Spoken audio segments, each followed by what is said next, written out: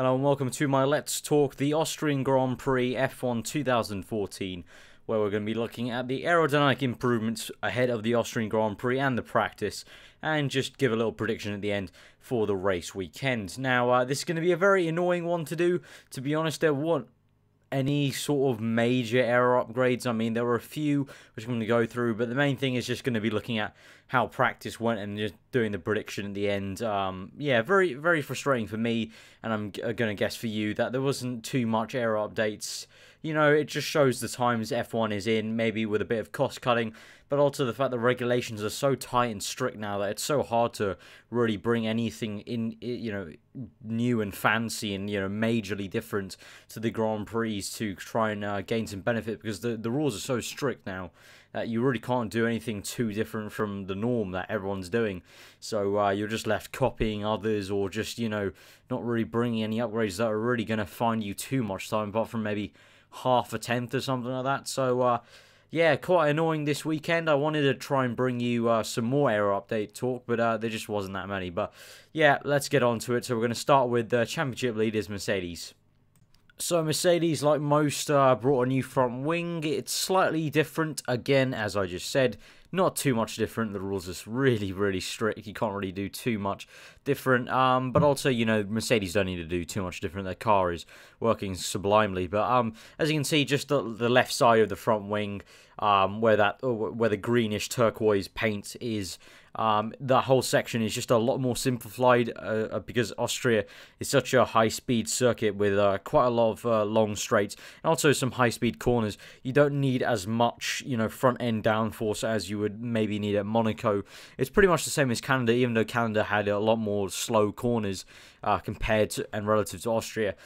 So yeah, generally this has been a pattern of all teams, just simplifying the front wing and even the rear wing, just to gain a bit of straight line speed and maybe perhaps lose a bit of downforce in the corners, but it all comes out to a net increase in lap time. But that was the Mercedes car, so now we'll move on to Ferrari. Ferrari, interestingly, brought the same rear wing and front wing they had in Canada. So this was a very skinny design on the rear wing, especially with lots of slots on the rear wing, on the upper part, and going down towards the suspension and the rear wheels. And as you can see, here's a picture of Fernando Alonso coming out of the pits. He's got the green aero paint on. As usual, teams will put this green aero paint on so it can show the airflow where it's going. But yeah, pretty much, again, you know, the same concept that losing a bit of downforce, you know, at the rear and the front in the middle of the corners is kind of gained back by extra straight line speed you'll get on the straights, which I believe there are quite a few here. There's two major straights and a few smaller straight line, really, you know, opportunistic places where teams can gain time, but just having good straight line speed. Obviously, the Ferrari and the Red Bull are down on the Mercedes engine power, so wherever these teams can gain back is going to really suit them. So that's something also we'll see with the Red Bull. Talking about the Red Bull, let's get on to their package. So the Red Bull, just like the Ferrari and the Mercedes, not too much going on. They've still got the same monkey seat, so from Canada and Monaco, so that's obviously worked well from them. They've put some aero paint on the diffuser there, so they're just checking the airflow at the underside of the car. Obviously, the diffuser, a big part of Formula 1 right now, of trying to channel air down there to gain downforce, because then the rear just gets sucked into the ground. And if they can create enough downforce from the diffuser alone, then they can try and make the rear wing skinnier, the front wing skinnier, and they can just try and gain some straight line speed. Obviously, the Red Bull, very down on the Merc, as well as the Ferrari.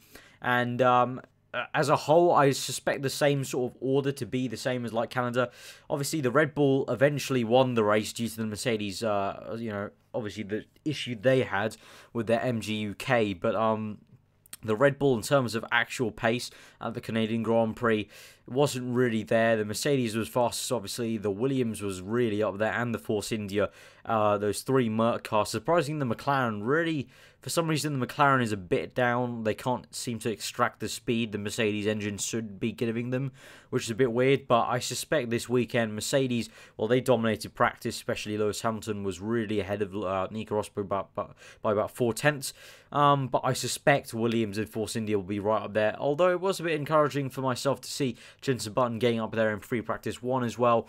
And the Red Bulls also having a few issues. Vettel spinning dramatically during practice was also very quite interesting interesting. Again, seemingly Vettel just isn't comfortable with the car. You know, last year he was able to feel the grip, feel where he had to place his car, and this year he's having to.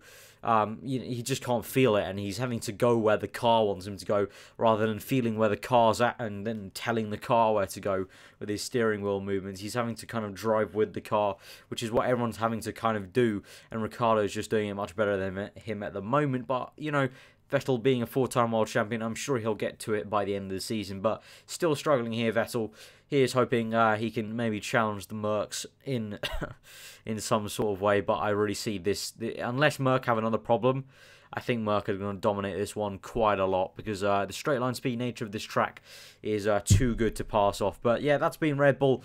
Again, disappointingly for me, for even Ted Kravitz and Sky F1, who were saying in free practice 2, it's just sad to see that there are just so little aero upgrades now in the middle of the season, because the rules are just so anally strict. And you know, personally for me, if you don't know, I want to try and become an aerodynamicist in Formula 1 in the future. I'm going to hopefully be doing aeronautical engineering at university.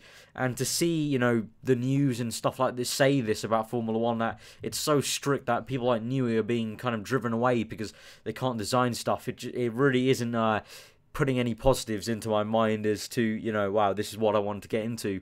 But, you know, here's hoping the F1 kind of wakes up soon. There's just so much negativity around. The sport is going to go under if we don't do something, you know, at least in the next few years. But enough about that. Let's get on to the next team, which I think will be Williams. So here the Williams, actually quite interesting here with the rear wing, just underneath the G of Genworth, they've got that little slit there. Now I believe that was new, or at least it wasn't as profound in Canada. And again, this is a slot gap basically.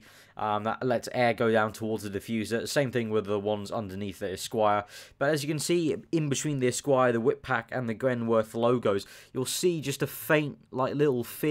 Just a darker patch of grey on the light grey. That's a little fin. Like the Force India, like I've talked before in especially the Chinese Grand Prix, let's talk. These little fins will channel air upwards and create upwash of the front wing and create a net downforce going down. So Williams looking for a bit of downforce here, maybe because the Williams car is very geared towards straight line speed, and they have a very undraggy, if you could say, or slippery kind of setup car. So I guess a bit of downforce here is needed for a more high-speed downforce track than Canada. But again, they're going to want to compromise, because the Williams does have really good speed in a straight line. That's what helped them to really get up there in Canada, until obviously Massa and Perez crashed. Talking about that, that's going to the stewards' inquiry. Again, they're going to revisit it to try and Force India are going to try and remove Perez's penalty for the grid, so that's going to be very interesting to see if the FIA go back on what they thought. So moving on to Toro Rosso now.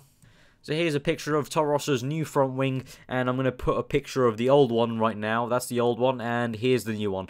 So as you can see, it's a bit different. It's a lot skinnier. Also, you'll notice there's a lot more carbon fiber everywhere, naked carbon fiber instead of painted, because this is a test front wing. I'm guessing they're going to be trying in free practice. Who knows if it really worked? It's very hard to tell with teams like Toro Rosso if they've really made a gain, because they're always going to basically be in the same position unless they're finding like 2 seconds or something. But a skinnier front wing again, just reducing the drag on the front end to try and increase their top line speed for the Austrian Grand Prix. Crucial here to try and get that balance correct. But yeah, you know, Toro Rosso actually, you know, again, surprisingly, pretty much one of the only teams with major front wing changes. Again, very annoying that the rules are very strict on it. But yeah, sadly, coming to our second last team, which is going to be Force India. And Force India here have a new nose that they trialled in FP2 and FP1. The bottom front wing there is the old nose, and the top one is the second one. As you can see, I hope you can see on the video when it renders, that you'll see the front end of the nose on the top part is curving outwards and is a lot chunkier. The bottom part is just a straight kind of antenna stick, and the top one curves out a bit more. So I think they're trying to channel a bit more air underneath. It's also got a bit of a, as Ted Kravitz would say, pregnant nose underneath. So they're trying to get air to kind of be chucked downwards and then, you know, kind of goes along with the curved surface, because obviously at that speed air acts like liquid, and liquid will go around the curved surface at speeds when it's that great. So they're trying to curve the air around to the bottom of the car to kind of disperse it to the side pods, the barge boards, and what have you not, like cooling and such.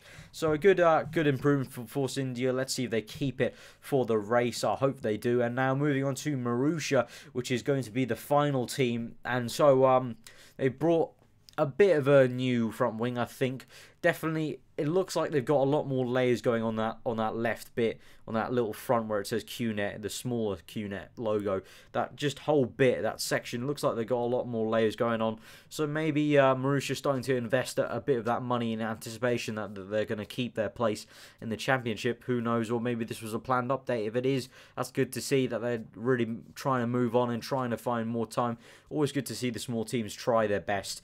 But that has been the aero upgrades. Again, very annoyingly, not too much to talk about, but I guess, you know, that's how Formula 1 is and the world is at the moment. Costs and also regulations that are just a bit stupid. But let's move on to my predictions for the Grand Prix now.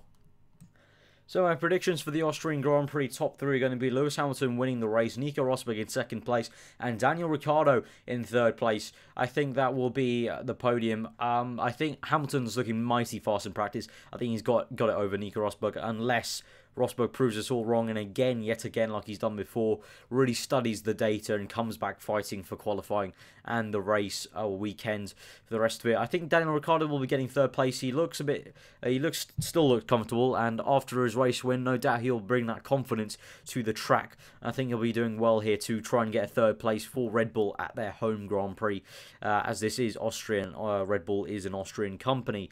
In 4th place, I think Sebastian Vettel will just about get it from Felipe Massa, but that could interchange. Massa could get 4th and Vettel 5th, but we'll see about that. Nico Hülkenberg in 6th place, Perez in 7th, and Fernando Alonso in 8th place, Jenson Button in 9th place, and Kimi Raikkonen in 10th. So that's my top 10.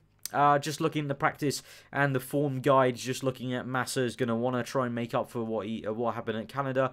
And also, I think that Williams does have some great straight line speed. Valtteri Bottas is not there because it just seemingly looks like he's got a bit of a confidence dent, and he's not really performing at his max or where the car should be, so that's why I haven't put him in the top 10. And Kevin Magnussen as well, having just a few issues with the car lately. And Raikkonen all the way down to 10th. Again, Raikkonen not really, you know, suiting to this new formula at the moment. That's my top 10. Do comment below your top 10. I will read every single one. I don't comment on them pretty much. Usually I don't comment on any of them, but I do read them because it is interesting to see what people think, and it's something I like to think about going to the race weekend when I like to watch it, just looking at who thinks who's going to be where. So do comment below your top 10, your top 3. You know, some people even go as far as their top 22, which I think is crazy. And also tell me maybe one thing that you think might happen in the race that no one can forecast. And that'll be all good. So if you did enjoy this video, give it a like. Comment below on what you thought. Again, comment below your top 10. That's a big thing I want you guys to do. That'll be awesome if we can get as many of those in and try and see who's going to, you know, pick what. And also maybe some of you guys can question each other on why you've chosen what. But yeah, I hope you guys have enjoyed this video. I hope you enjoy the rest of your day. I've been aarava.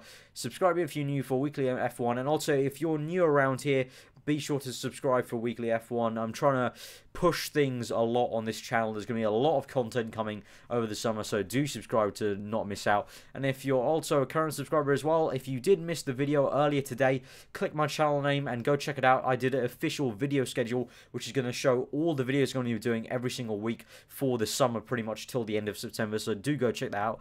But yeah, I've been aarava. Hope you enjoy the rest of the day, and we'll see you guys next time.